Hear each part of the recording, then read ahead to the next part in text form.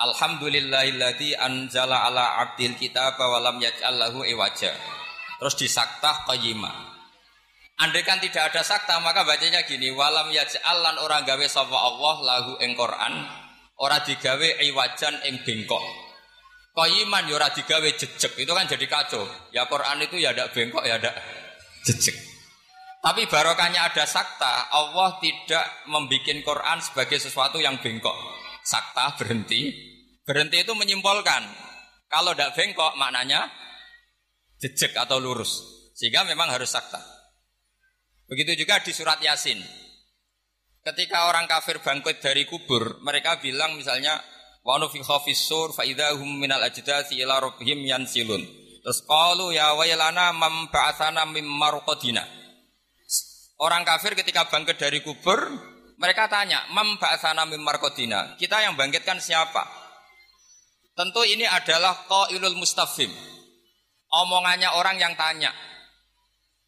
Terus kita sakta, terus kita teruskan hadza ma wa'adar rahman wa sadaqal mursalun. Tentu hadza ini tidak sama pengucapnya atau yang mengatakan itu tidak sama. Yang satu qaulul mustafhim atau qaulus sa'il, yang satu qaulul mujawib.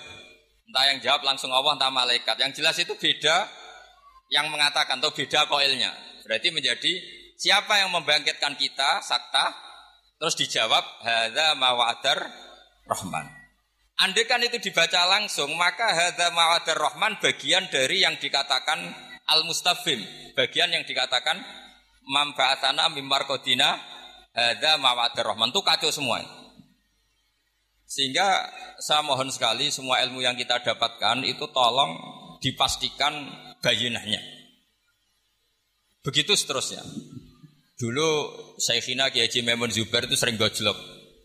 Yasinan kok ora roh wakaf itu kata beliau. Beliau itu paling enggak seneng kalau santri yasinan gini misalnya. Fala yazunka qauluhum inna na'lamu ma yusirun itu enggak seneng sekali beliau. Karena tentu maknanya itu fala yahzunka qauluhum Muhammad, kamu jangan risau oleh apa yang mereka katakan. Kalau kamu baca langsung inna na'lamu itu jadi maqaulul qaulnya qauluhum. Yang mereka katakan adalah inna na'lamu ma yusirruna wa ma yu'linu. Itu tentu kacau, secara makna kacau. Yang benar adalah fala yahzunka qauluhum, kita wakaf. Kamu jangan gelisah oleh apa yang mereka katakan, yaitu mereka berkomentar bahwa Rasulullah tidak nabi, Rasulullah majnun, Rasulullah sahir. Kenapa kamu enggak perlu susah? Karena inna na'lamu ma yusirruna wa ma yu'linun. Jadi inna na'lamu itu tasliyatun minallah. Allah menghibur nabinya, kamu enggak usah susah Muhammad. Terus yang ketiga misalnya menyangkut maulid atau menyangkut musafahah setelah salaman atau wiridan setelah salaman. Itu di kota itu biasa dikritik. Apa dalilnya salaman setelah sholat? Apa dalilnya maulid? Anda sebagai pengikut ahli sunnah yang ala aswaja atau ala Islam Nusantara kalau bahasanya NU. Saya juga sering dibully. Islam Nusantara itu apa Pak Ba? Apa terus menjadi firqah 73 menjadi 74 karena ditambah Islam apa? Nusantara. Begini loh logika Islam Nusantara itu. Di komunitas internasional itu kalau tidak Syiah itu dinamakan Sunni. Seorang lagi ya, di komunitas internasional itu kalau tidak Syiah disebut apa? Sunni. Sehingga misalnya perang Syiah Houthi sama Arab Saudi ya disebut Syiah versus apa? Sunni. Jadi Wahabi itu dalam dunia internasional disebut apa? Sunni. Setidaknya dalam bahasa jurnalistik. Tapi kita dengan Sunni Wahabi itu banyak perbedaannya. Misalnya mereka anti wasilah, kita percaya apa? Wasilah. Tapi sama-sama dalam ikramus sahabah, sama-sama menghormati apa? Sahabat. Saya teruskan bayinah tadi. Sehingga orang-orang Islam kota yang sunni aswaja, itu mereka sering tanya, kalau setelah salam orang nyalakan HP boleh enggak? Ya boleh katanya. Orang kalau misalnya mau ke kamar mandi boleh enggak? Boleh. Orang mengambil tasnya boleh enggak? Boleh katanya. Kenapa salaman menjadi enggak boleh? Bedanya apa dengan nyalakan apa? HP. Semenjak itu ya mereka mikir gitu. Ternyata mereka tasdid atau takalluf. Cara beragama itu takalluf, semuanya harus panduan dari Rasulullah SAW. Maka saya minta tradisi keilmuan di Pondok Sarang itu harus terjaga. Apapun pilihan ilmu itu harus ala bayinah, harus benar-benar jelas. Cara wong Jawa jelas welo-welo. Karena itu kecakapan Rasulullah SAW. Dulu saya berkali-kali cerita dulu orang kafir itu sangat nganggep Rasulullah itu aneh karena mengajak ke satu Tuhan. Saya berkali-kali cerita logika ini. Aja'alal alihata ilaha wahida inna hadza la syai'un ujab. Urusan kita banyak, problem kita banyak. Kenapa Tuhannya satu itu tidak cukup Muhammad?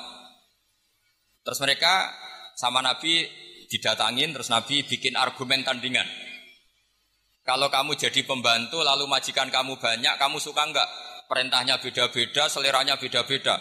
Wah ya tidak suka Muhammad, nanti kita repot. Ya sudah, Tuhanmu itu majikan kamu, kalau banyak-banyak kamu yang repot. Ya sudah, Tuhan satu aja katanya. Itu namanya bayinah. Sehingga Allah mengajarkan itu secara jelas. Daraballahu mathalan rajulan fihi syuraka'u mutasyakisuna wa rajulan salamal lirrajul. Hal yastawiyani mathala alhamdulillah. Jadi zaman itu orang kafir pun langsung paham sampai bilang alhamdulillah.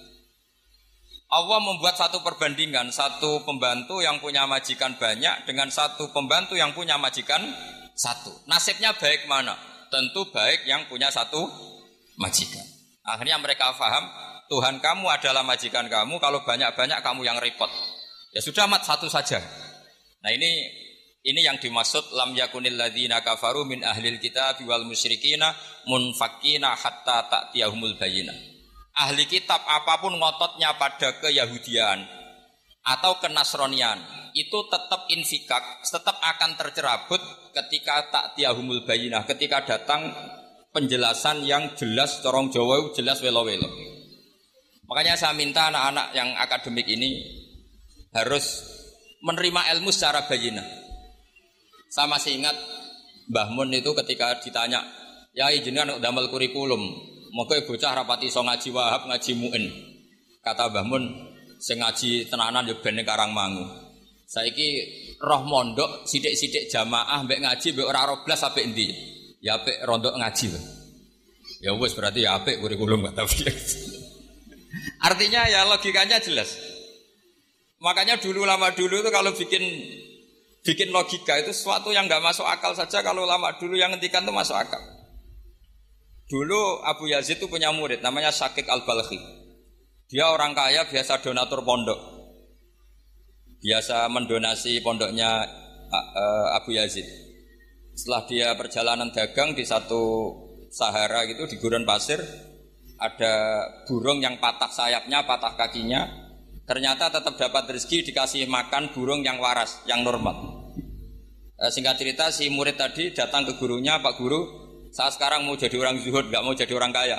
Ternyata orang paling lemah pun, makhluk paling lemah pun dapat rezeki. Terus cerita kejadian tadi. Terus sama gurunya ditertawain. "Kamu mau jadi orang zuhud, orang jadi orang fakir, terus dikasih orang, di rumah orang." Ya, ternyata semua makhluk yang lemah pun dapat rezeki. Kata gurunya itu, gajel gurunya itu, "Lima dala tak tabiru anta."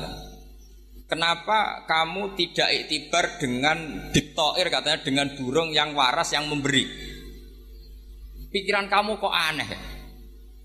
Ingin kok yang diberi. Kalau sama-sama cita-cita ya seperti burung yang memberi. Terus beliau gurunya dalil al-yadul ulya khairum al-yadis sufla, bahwa tangan yang di atas lebih baik tangan yang di bawah. Akhirnya murid tadi mencium gurunya terus bilang, "Anta ustadi, kamu benar-benar guru saya."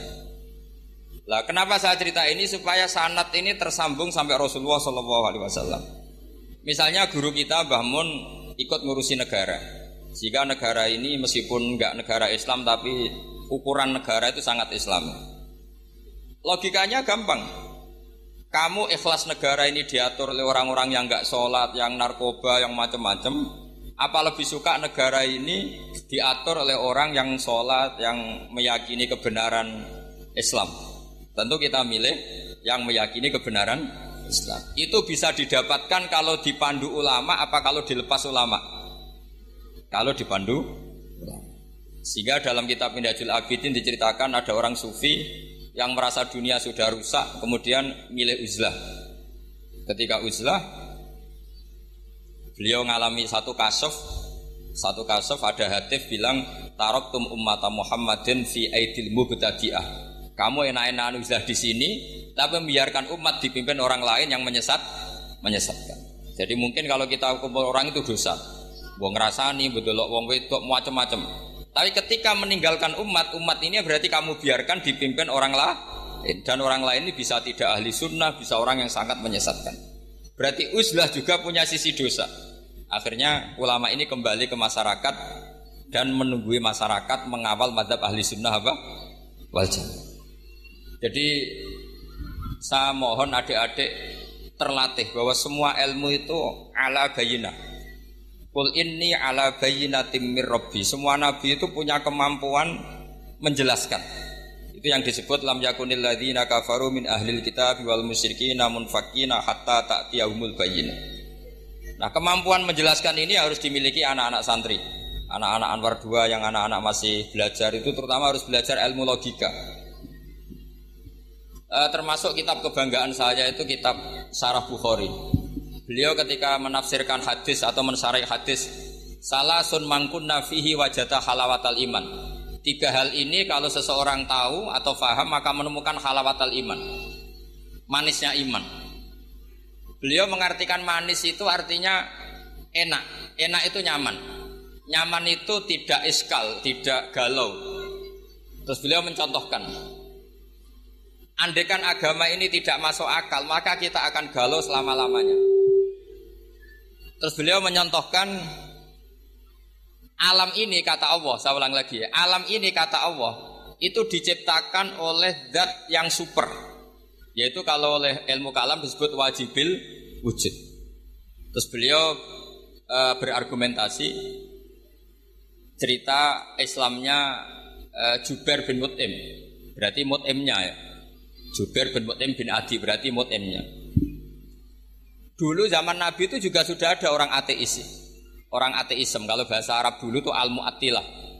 Kalau bahasa Arab sekarang itu biasanya disebut syuyu'i. Orang-orang ateis itu enggak mau mikir, pokoknya bumi ya ono, langit ya ono, sebabnya apa ya mbah pokoknya ono.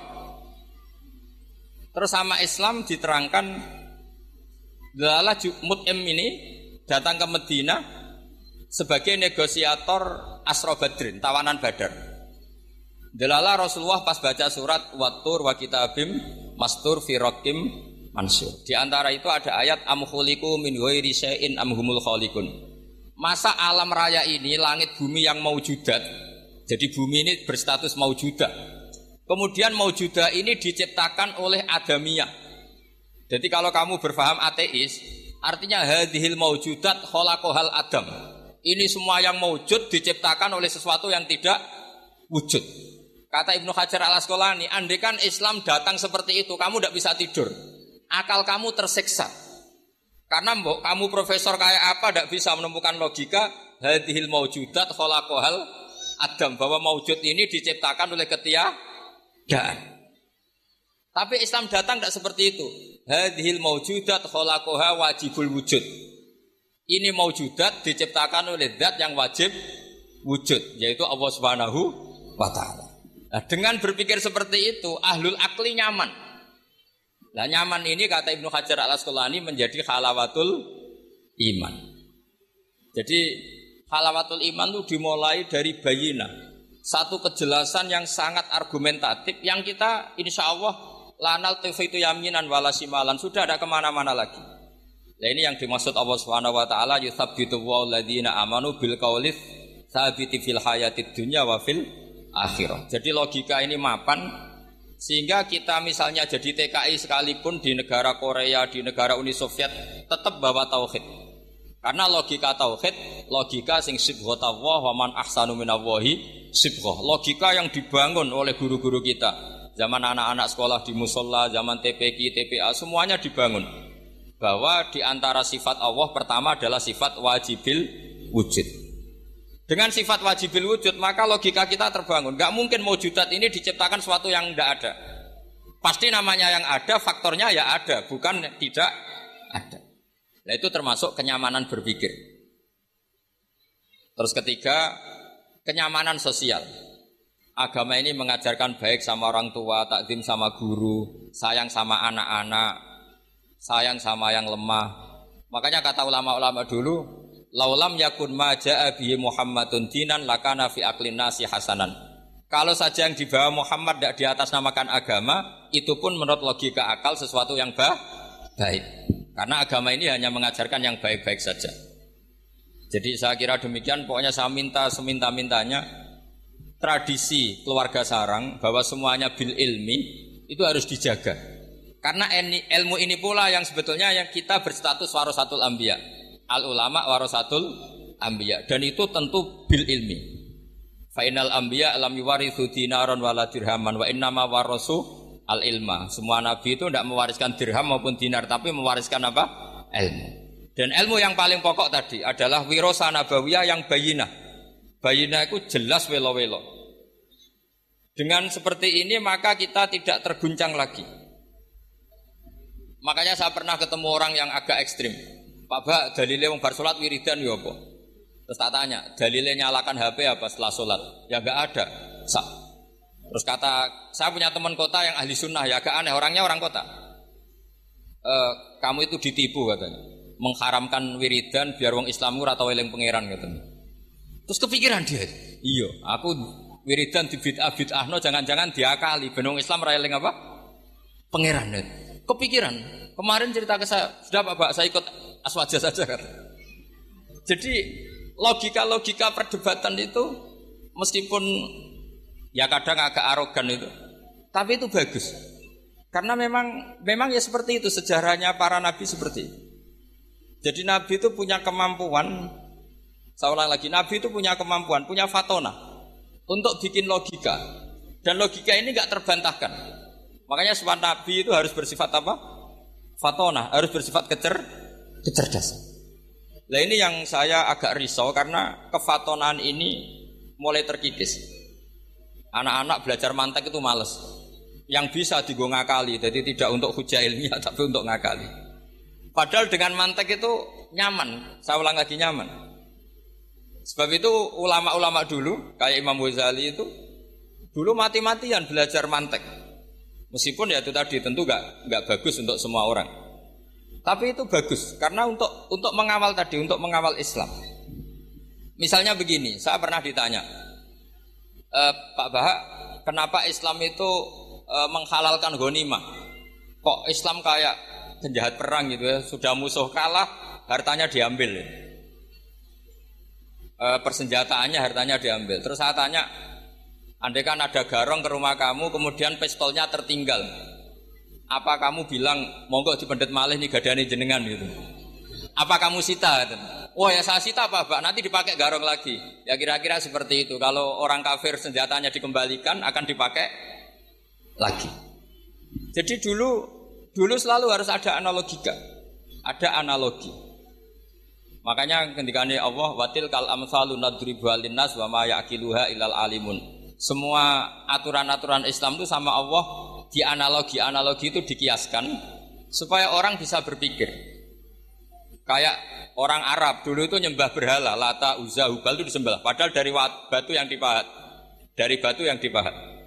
Terus Nabi memberi contoh itu begini. Daraba wa masalar rajulaini ahaduma abkam la yaqdiru ala syai'in wa huwa kallun ala maula. Ainama yuwajjihu la ya'ti bi khair.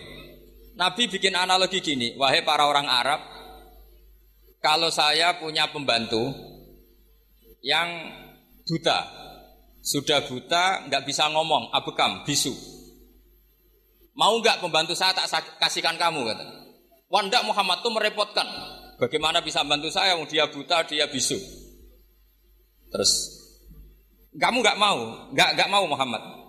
Terus berhala kamu yang kamu sembah itu kalau tangannya protol itu yang dadani siapa? Ya saya.